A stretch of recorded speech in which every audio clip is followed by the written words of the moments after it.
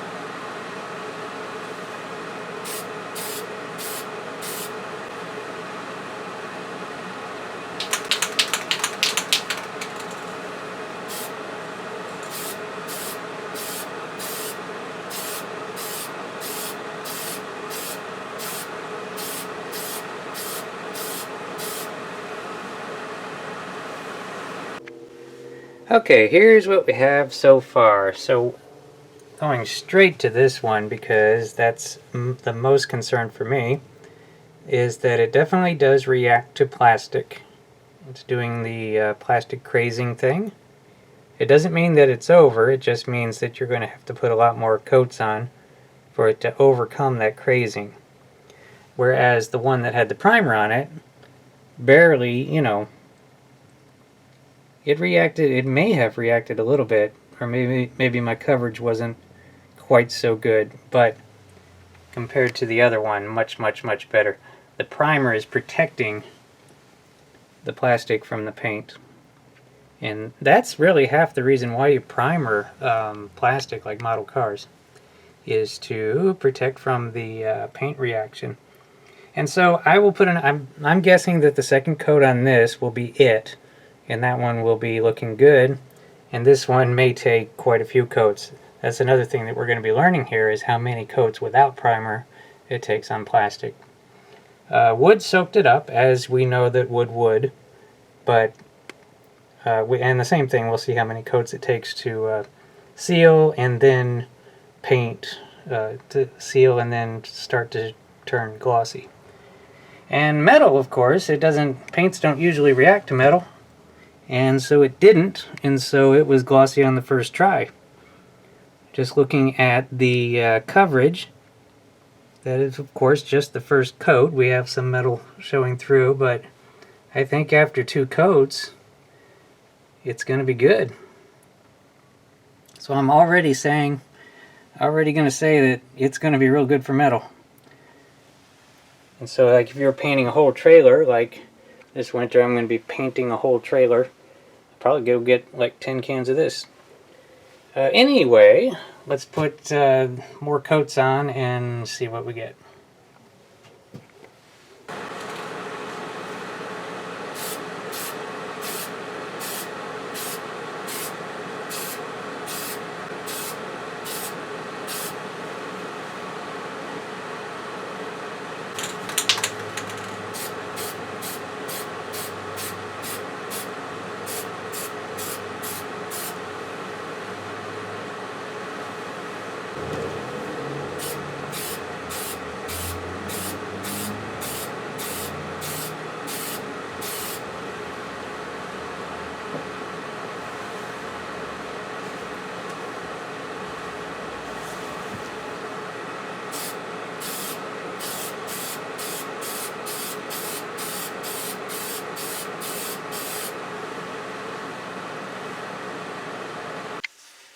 Okay, here's where we're at now.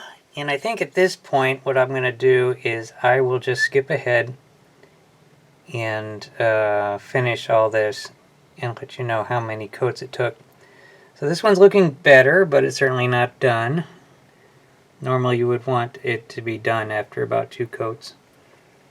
This one, although it's kind of a lousy job, I think it's covered. Basically. I will hit it with some more coats anyway to just kind of try to fill up all those little holes that formed. Mystery. And of course the wood is continuing to soak it up as wood would. And the metal is looking great. The metal is done. So for metal, this is the way to go. Very, very cheap paint. Very nice finish on metal. Yeah. So we'll just continue on to see if hopefully 3 or 4 coats, and maybe that one will be done. And we'll see. So the next scene is going to be everything done. Okay, so here we go. Okay, starting on the left, officially, this is 3 coats, but I think it really only needed 2. I used the final coat to try to smooth things out a little bit. Now, all of these have been drying for about an hour since the final application, so this is technically dry, but not cured. I'll get to that in a second. So this one here, this is 4 coats. So an unprimed plastic surface takes 4 coats. But after that, it looks okay. Wood, this is also 4 coats. I'm just going to stop there. Now wood, you would probably, if you were wanting to spray paint, you would have to have a primer or a sealer or of some kind on there to make that look good. And this is just 2 coats on the aluminum. Looking real good.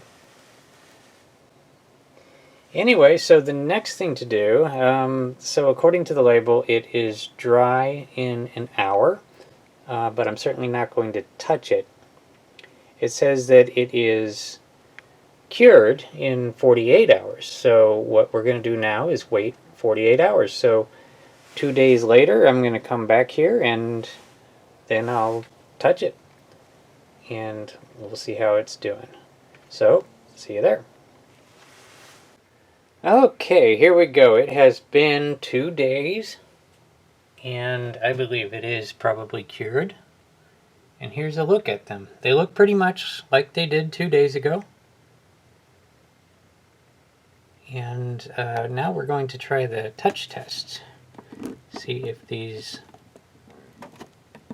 kind of hardness. Did I just leave a mark? I don't know. Is that really hard? Yeah, I am able to put a mark on it. But would I call it rubbery? Not really. Got a kind of a... It's got a good shell on it.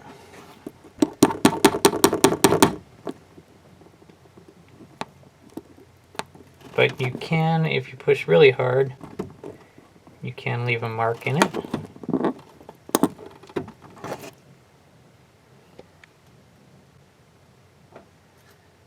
There's the one with the wood. That one did change a little bit, definitely showing a bit more wood grain. And then over here, we're going to see how much elasticity we have to it, because if this is really hard paint and you go moving around aluminum foil, it would crack. So let's see. Move that around. See if it'll crack. Nope. That's good. It has just enough elasticity to it to move with the surface. So that's a surprise, really. But ultimately, really good. Let me just go ahead and I don't know what I'm doing. Anyway, that's the test. It's good paint. Pretty good. I'm happy to have the can, and I am going to buy probably 10 more cans to do some bigger projects. If you were building model cars with it, I would say that's not exactly the finish you're looking for the body. But any kind of undercarriage or large area, base or something like that, be handy to have these cans lying around so that you can use this paint for that kind of thing and save your really good paint for the bodies. Alright, that does it. Thanks for watching, everybody, and stay tuned. There will probably be more paint tests.